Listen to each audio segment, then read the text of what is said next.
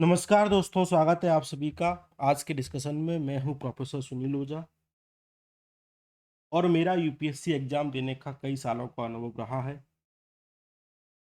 लेकिन इस साल का जो यूपीएससी का प्रीलिम्स का जो पेपर आया, वो बाकी कई सालों से काफ़ी अधिक टफ था। जीएस का टफ होना चलो मान लेते हैं, जीएस के द्वारा मेरिट बनती, उसमें हम ना तो ह्यूमैनिटी के स्टूडेंट हों, ना साइंस के स्टूडेंट हों, के मध्य हम समान रूप से ट्रीट करते हैं जीएस के द्वारा। लेकिन जो सीसेट का पेपर का जो मूल उद्देश्य होता है, मूल जो गोल होता है, मेन जो गोल है, कोई भी अगर आप सिविल सर्वेंट सेलेक्ट करते हैं, उसमें जनरल एप्टीट्यूड है या नहीं। लेकिन जो इस बार का प्रीलिम्स का सीसेट का पेपर आया, उसको उसमें जो प्रश्न हमको देखने को मिले, कैट और आईआईटी लेवल के प्रश्न। इसके संबंध में कैट में याचिका भी दायर की गई, लेकिन वहां से अगली सुनवाई 6 जुलाई को रखी गई है, तो हमें कोई ज़्यादा मतलब है नहीं।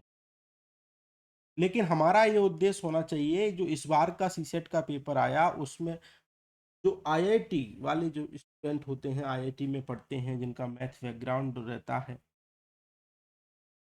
वो भी परेशान थे। ना केवल परेशान थे, उनको भी हमने फेल होते हुए सीसेट पेपर में देखा।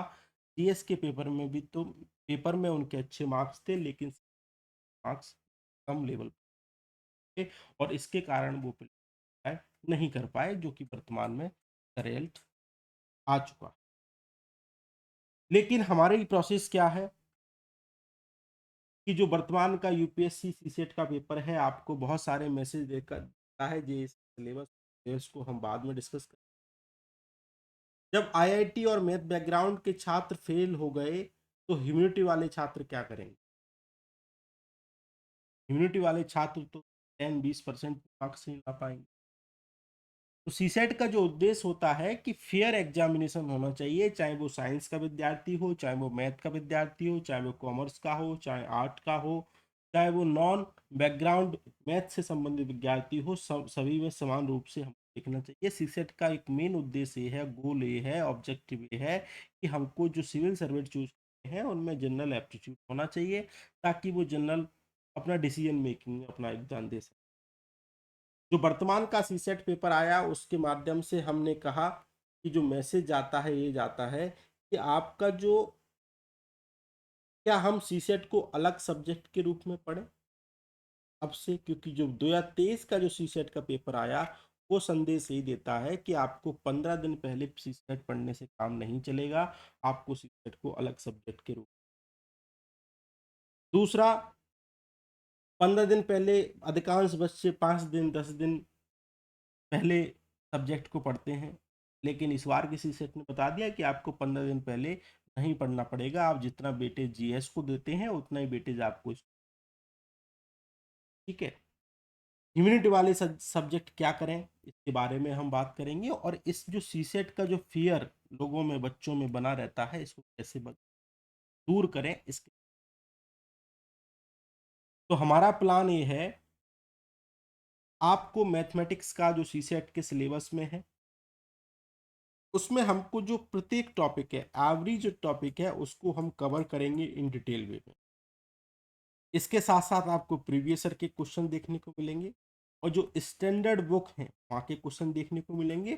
कुछ जो अलग एग्जाम में जो पूछे गए हैं, जो सी सेट से मिलते जुलते प्रश्न हैं, तो भी हम इसको सॉल्व करने का प्रयास करें।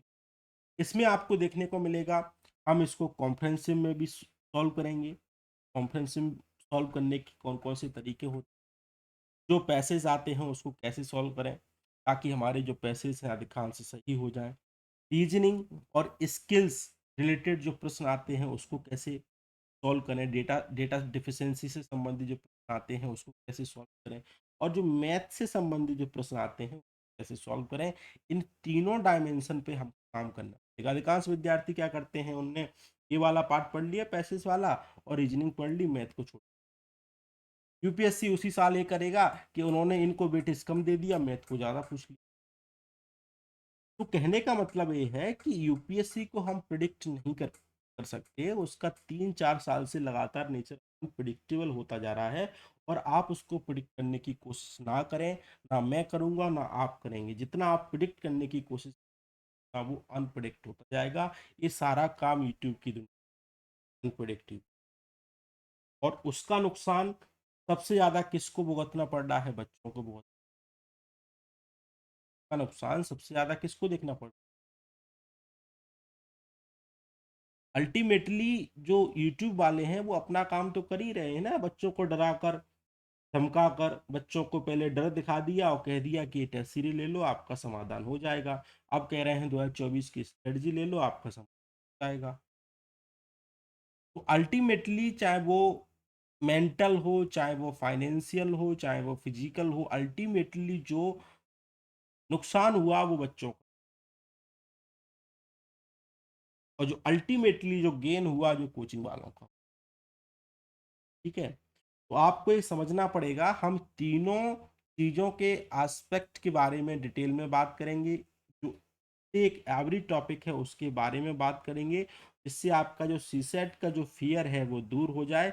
लेकिन आपको क्या रखना पड़ेगा बेटा? ट्रस्ट रखना पड़ेगा, डर रखना पड़ेगा। बस आप ट्रस्ट रखिए, हम सीसेट का फियर को दूर करेंगे, ताकि आप सीसेट से डरे नहीं, बल्कि उसका बिल्कुल पढ़ के जाए और उसको सॉल्व करने का आप प्रयास। ठीक है, तो आप पेशेंस रखिएगा, हम इसको बिल्कुल डिटेल वे में करेंगे। बस आपका चाहिए तो केवल सपोर्ट चाहिए।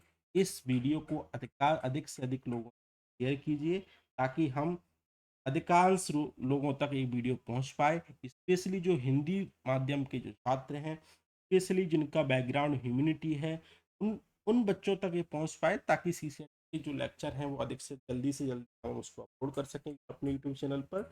इसी यूट्यूब चैनल पे हम इसको अपलोड करेंगे, आप इसको देखिएगा, जो आपको काम दिए जाए वो उसको डेली कीजिएगा। और इसकी सीसेट की जो स्ट्रेटजी है हम इसको नेक्स्ट वीडियो में जरूर लेके आएंगे, हमारा प्लान क्या होगा उसके बारे में बात करेंगे। वैसे मैंने डिटेल में ओवरऑल जो प्लान है वो हमने आपको बता दिया है, इस पे आपके काम करना है, ताकि आप सीसेट से संबंधित फेल ना हो। क्योंकि बहुत मेहनत करवा जाती है, आपका सीएस में अच्छा स्कोर जा रहा है, केवल एक क्वालिफाइंग पेपर की वजह से आप रुक गए तो आप पूरा मेंस आपका आपके पूरे सपने टूट। इन सपनों को हम नहीं टूटने देंगे, हम सीसेट को अच्छे से पढ़ेंगे, ये मेरा आपसे वादा है।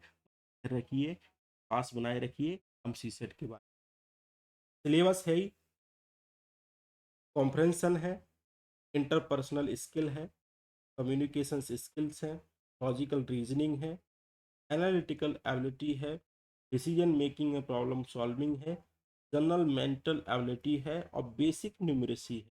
इसमें कहा है कि क्लास 10th लेवल की हम आपसे पूछेंगे, नंबर और उसके रिलेशंस के बारे में पूछेंगे, मैग्नीट्यूड के ऑर्डर के बारे में पूछेंगे। इसके अलावा जो बेसिक न्यूमरेसी है बारे में, डाटा इंटरप्रिटेशन के बारे में पूछेंगे। डाटा इंटरप्रिटेशन के जो क्वेश्चन है यूपीएससी ने पूछना बंद कर दिया है, फिर से कब पूछने लगे हमको पता नहीं है। तो हम जितने भी टॉपिक हैं, चार्ट हैं, ग्राफ है, टेबल है, डेटा है, सफिशियंसी वाले डेटा सफिशियंसी वाले आजकल जो प्रश्न हैं वो ज़्यादा आ रहे हैं, क्योंकि टाइम लगता है। जो भी क्लास 10th के लेवल की बात, हिंदी लैंग्वेज कॉम्प्रिहेंसिव स्किल जो कि क्लास 10th लेवल की बात कर रहे हैं, इसमें उन्होंने कहा कि हम इस इनसे प्रश्न पूछेंगे। लेकिन ये छोटा आपको दिख रहा है, जब हम इसको पढ़ेंगे तो बहुत सारे टॉपिक हैं, हम इसको डिटेल वे में पढ़ेंगे। आप चिंता मत कीजिएगा, बस ध्यान रखिए। और इसी आशा के साथ आज का हम वीडियो आप करते हैं। थैंक यू वेरी मच, बहुत बहुत धन्यवाद। जय हिंद, जय भारत, वंदे मातरम। और हाँ, आपकी कोई क्वेरी है तो कमेंट सेक्शन